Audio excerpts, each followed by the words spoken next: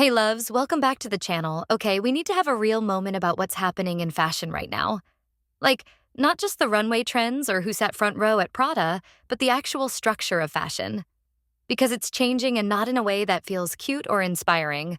We're talking about Vogue, its new luxury subscription model, and how that shift is low-key creating a world where fashion is becoming less about creativity and more about exclusivity.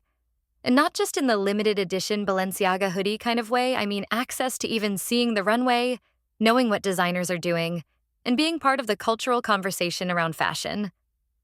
If you've ever stayed up refreshing Vogue Runway for the next collection drop, or screen-grabbed blurry TikToks from Paris Fashion Week just to catch a glimpse of what Miu Miu is doing this season, this one's for you. Let's get into it. First is that fashion used to feel like it was for us. So here's what's wild: fashion has always danced with exclusivity, right? The gowns, the invite-only shows, the couture shows. But for a while, especially in the early 2000s and 2010s, the internet cracked it open. Think about it. There was a moment where fashion didn't just live in Paris or New York. It was living on Tumblr dashboards, YouTube thrift hauls, lookbook.new, and fashion blogs run by students who couldn't even afford a Marc Jacobs keychain but had taste. People made something out of nothing. And in that era, access was everything. Runway photos dropped for free. Fashion Week was documented in real time. You could watch Chanel shows on your laptop in your pajamas and still feel like you were there. Vogue Runway, Twitter, Threads, it all felt public. Like fashion was a global playground, not just a private club. And it wasn't perfect. Obviously, fashion still had major gatekeeping problems. But for once, it felt like the gates were loosening. Like the dream of fashion wasn't just reserved for the few who could afford a front row seat. It was for the dreamers, the DIYers, the bloggers, the up-and-coming stylists with big eyes and no budget. There was a sense of belonging, even if you were on the outside looking in. You didn't need an editor title or a PR contact, just a Wi-Fi connection and a little bit of vision. Platforms like Polyvore let people style fantasy looks before they could buy anything. You could post a thrifted outfit on Instagram and get noticed by a magazine the next week. It felt like possibility was everywhere. And now, that dream is getting harder to reach again. Paywalls are going up, images are getting gated, and Fashion Week is starting to feel less like a shared moment and more like a content package, curated, delayed, sometimes behind a subscription. We're not fully locked out, but we're not fully in either. As this next Fashion Week rolls in, we're sitting in a kind of gray zone. We don't know if the high-quality runway shots are going to drop instantly like they used to. We don't know which shows will be accessible, or if the images we rely on will be behind a login screen. Everything feels more closed off, not completely, but enough to notice. Enough to feel like the era of instant access might be fading. Now let's get into Vogue's luxury rebrand and the paywall problem. Let's talk about Vogue because this isn't just a magazine update. This is a full brand reinvention. So under the leadership of Chloe Mal, who Anna Wintour personally brought in to reshape the editorial direction, Vogue is transitioning from the classic monthly format to fewer, more luxury collectible editions. Think high concept, themed issues that are more like coffee table books than casual reads. Physically, they're aiming for permanence. Thick paper, artful layouts, fewer ads, higher price point. The kind of issue you keep on display, not fold into your tote bag. That shift signals something major. Vogue isn't trying to be timely anymore. It's trying to be timeless. And the digital side? The same. They're building a premium subscription model, putting more and more of their once-free content behind a paywall. Runway galleries, designer interviews, critical reviews, especially the kind of Fashion Week coverage that used to drop live, for free, and in full is now increasingly locked unless you pay. Not everything is paywalled yet, but the direction is clear. Full access is becoming a luxury tier. The coverage is becoming gated. Even Vogue Runway, one of the last open resources for high-quality fashion imagery, is shifting toward monetization. And because so many people, especially stylists, students, content creators, and fashion lovers rely on those images for work or inspiration, that change hits harder than it may seem. At first glance, it makes sense. They're trying to create value. They don't want to be treated like just another fashion blog and an endless scroll of free content. They want Vogue to feel expensive again. But here's the issue. Fashion already is expensive. The clothes are luxury. The brands are luxury. The shows, the front rows, the guest lists, all luxury. When the media that covers fashion also becomes luxury, you're not creating value, you're creating another barrier. You're closing another door. Fashion used to live in magazines and on runways, yes, but for the past 15 years, it's also lived in laptops, blogs, reposts, and saved photos. When that window narrows, it doesn't just affect the consumer, it stifles creativity. It limits who gets to see, learn from, and build on what's happening in fashion right now. And let's be real, this isn't about protecting creativity or paying photographers fairly. If it were, we'd be talking about new payment structures, licensing deals, or collective access funds. This is about prestige, about control. It's about media companies trying to align themselves with the same luxury status as the brands they report on. And in doing that, they risk pushing out the very audience that made fashion feel alive on the internet. In the first place, the students, the stylists, the cultural critics, the girly fashion accounts who made runway collections go viral, not because they had access, but because they had vision. That's the irony. Fashion media once broke open the gates. Now they're building new ones. So as we head into this new era of Fashion Week Digital, curated, paywalled, the question isn't just, can we still see the shows? It's, who is fashion really for now? And who's quietly being told they're not invited anymore? Next is, who is Vogue really for? This is where it starts to sting because the truth is, Vogue's power never came from the ultra-rich. The billionaires weren't the ones staying up late rewatching runway clips on YouTube or cutting out editorials to make mood boards in their notebooks. They didn't memorize the names in the masthead or obsess over the September issue. Vogue's power came from the dreamers. The people who didn't have the money but had the vision, the ones who understood that fashion wasn't just about owning clothes, it was about storytelling, aspiration, transformation. It was about identity. It was about imagination. And Vogue, for all its exclusivity, used to offer that tiny window into a world that felt far away, but not out of reach. For decades, that window meant everything. Maybe you couldn't afford the clothes, but you could afford the fantasy. You could buy one issue a year and treat it like a museum catalog. You could walk into a library, flip through the pages, and feel like you were part of something bigger than yourself. You didn't need to sit front row to know what was happening because the images, the reviews, the coverage made it feel like you were there. Vogue was aspirational, yes, but it still met you where you were. It didn't matter if you were a broke art student in a thrifted coat or a teenager styling outfits in your bedroom. What mattered was your curiosity, your eye, your hunger for beauty, for meaning, for possibility. But now, that access is shrinking, slowly but noticeably. As Vogue rebrands into something luxury, collectible, premium, it's not just repositioning its product, it's redefining its audience, and not in subtle ways. When the content that once lived online for free Fashion Week coverage, trend breakdowns, designer interviews starts disappearing behind paywalls, it sends a message.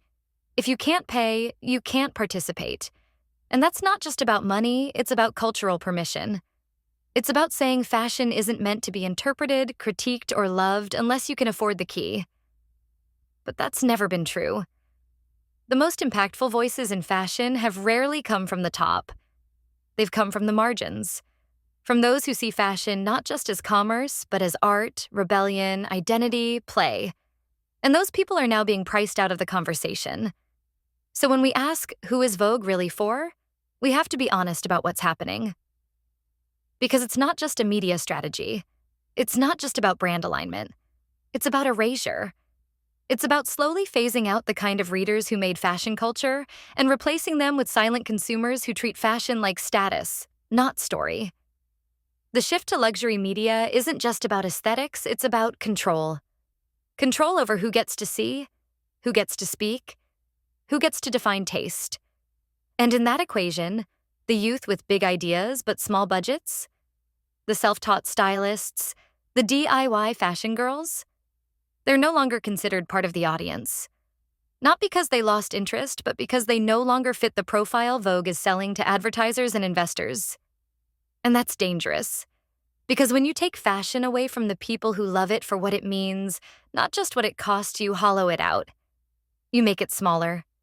You turn something alive into something curated, closed, and cold. Fashion has always been exclusive, yes, but it's never thrived on exclusion. The most powerful moments in fashion history have come from when the so-called outsiders found a way in. When subcultures flipped trends on their heads. When kids in DIY scenes reimagined couture with scraps. When someone with no budget and no access still found a way to say, "I belong here." Vogue used to reflect that energy, at least in part. Now it risks abandoning it completely. And once you shut out the people who made the culture what it is, the culture doesn't just change, it loses its meaning. Now let's talk about the digital fallout. Social media, commentary, and the decline of access. And let's not even start on the ripple effects this has on the digital side of fashion.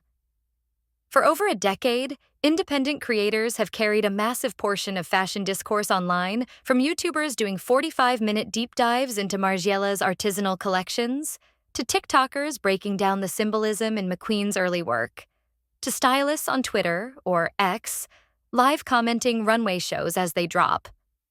These people don't have PR teams. They're not sitting at Fashion Week. They're not on Condé Nast's email lists. What they do have is a passion for fashion history, access to public content, and a platform. And that has been enough until now. As more Fashion Week coverage becomes delayed, restricted, or locked behind subscriptions, it directly undermines the ability of these voices to participate. When Vogue Runway doesn't post show photos immediately or at all, it means creators can't build timely commentary.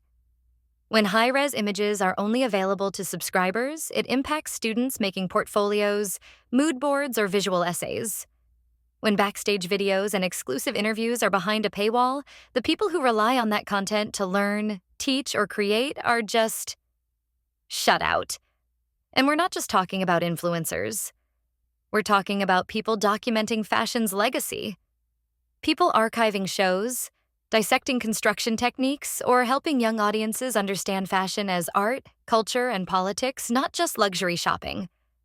The scary part is that once that access disappears, it doesn't just hurt the creators. It hurts the culture. We start to lose the indie commentary, the experimental analysis, the cool, specific, brilliant voices who see fashion through a different lens. It becomes a closed loop. Luxury media writing about luxury fashion for luxury buyers. A feedback cycle that rewards sameness and discourages critique. Sure, the glossy platforms survive. The brands still get coverage. But the community, the one that has built fashion's relevance on the internet for over a decade, starts to fade. And without that ecosystem of creators, critics, and fans, fashion becomes less democratic, less interesting, and more out of touch. And then there's the silent fallout, the ripple effects we don't see right away. The art school student who can't afford a Vogue subscription and suddenly has no access to contemporary reference images. The teen in a small town who used to watch runway shows online to feel inspired, but now feels locked out of the dream. The young stylist trying to pitch to clients, but can't pull recent looks because everything is behind a login screen. These people aren't casuals. They are the future of fashion. When you gatekeep the media, you gatekeep the pipeline. And when the only people who can engage with fashion at a serious level are the ones who can afford to buy in fashion, stops innovating. It stops being cultural commentary. It becomes advertising. Next is the free fashion alternatives to Vogue. But listen, just because Vogue is putting things behind a paywall doesn't mean we're locked out of the fashion world. There are still platforms out there keeping fashion free, accessible, and honestly, super chic, especially for the girls who live for runway season but don't want to drop hundreds on a subscription. Let me put you on to some fashion resources that are still completely free. No Vogue, no paywall, just pure fashion. First is Fashion Week Online, a one-stop hub for live streaming runway shows, designer interviews, and backstage moments during Fashion Week. They've been championing inclusion and diversity for over a decade, making major runway content accessible to all. Next is Now Fashion. This site covers runway shows in real time. You get high-quality images, show notes, and full collections, sometimes even before Vogue uploads theirs. And yes, it's free to scroll through, zoom in, and live your fashion world. Next is fashionista.com. More fashion news/editorial content, but still super insightful. They post runway reviews, trend analysis, and fashion industry updates without that snobby tone. It's accessible, stylish, and always in the know. Next is the Fashion Spot. While best known for its forums, the Fashion Spot also features a robust archive of runway shows, model profiles, and industry news. You don't need a subscription to explore their Fashion Week coverage, which spans major and niche designers alike. Great for both inspiration and research. Next is First View. While some parts of First View are subscription-based for professionals, you can still browse tons of runway galleries for free, especially from Fashion Weeks past. They cover everything, not just the big four cities. Next is Tagwalk, literally a search engine for fashion shows. You can filter by designer, trend, color, season, even by model diversity or sustainability. It's clean, fast, and free. If you're trying to keep up with trends or build mood boards, this is a go-to. Next is the Fashion Spot forums. If you're a little more old-school internet, TFS still has entire threads dedicated to live Fashion Week coverage, backstage shots, and early leaks of collections. Think Reddit meets fashion nerds in the best way. Next is liverunway.com, another free streaming site where you can tune into Fashion Week live from major cities like New York. It's a direct, no-fuss way to catch the shows in real time. Next is Fashion TV, via sites like Vits TV. Offers live streams of fashion shows, designer interviews, and behind-the-scenes moments from around the globe. Think of it as the cable channel for runway lovers, accessible and glamorous. These are the sites keeping the doors open. So if you're a fashion student, a trend hunter, or just someone who wants to stay inspired by runway shows and emerging designers, these platforms are showing up for us. Fashion should be seen. Fashion should be shared. And the community still has options. So next is, what's at stake? So look, Vogue's luxury glow-up isn't mean. It's business. And I get that. They want to stand out in a sea of digital noise, and they want to be seen as premium again. But here's the thing. Fashion isn't fashion without the people who believe in it. The ones who can't afford it but still love it. The ones who create mood boards and archive collections for fun. The ones who turn thrifted pieces into runway looks. The ones who bring fashion into everyday life. By locking fashion behind a paywall, we're not just changing access. We're changing the soul of the industry. Because fashion at its best? It's storytelling. It's self-expression. It's emotional. And it belongs to everyone, not just the ones who can afford the subscription. So tell me what you think. Is fashion becoming too exclusive? Is Vogue evolving with the times or leaving its community behind? Drop your thoughts below because I really want to hear from you. Don't forget to like, subscribe, and send this video to your group chat of fashion besties. And stay beautiful, fashionable, and alert. And I'll see you in the next one.